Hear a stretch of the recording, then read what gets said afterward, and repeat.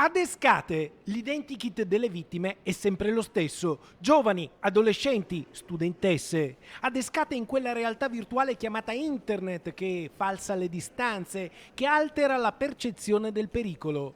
L'ultima indagine della Procura della Repubblica di Venezia scatta quando una scuola di Belluno lancia una segnalazione. Alcune ragazze raccontano di essere state contattate su una piattaforma social molto diffusa tra gli adolescenti, da un profilo privato e sconosciuto che, dopo aver ottenuto l'amicizia, entra in confidenza con le giovani fino a chiedere foto e video a sfondo sessuale.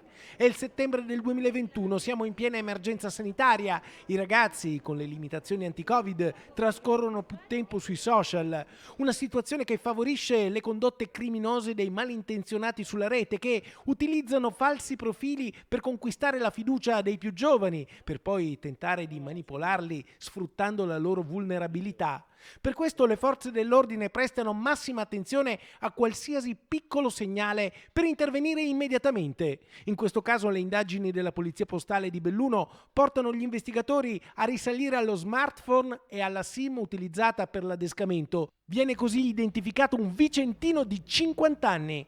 Ora sono in corso ulteriori indagini per verificare se siano state avvicinate altre minorenni sul web. Il mare magnum di internet si conferma pericoloso. Navigare sul web si può, ma con responsabilità, prudenza e grande attenzione.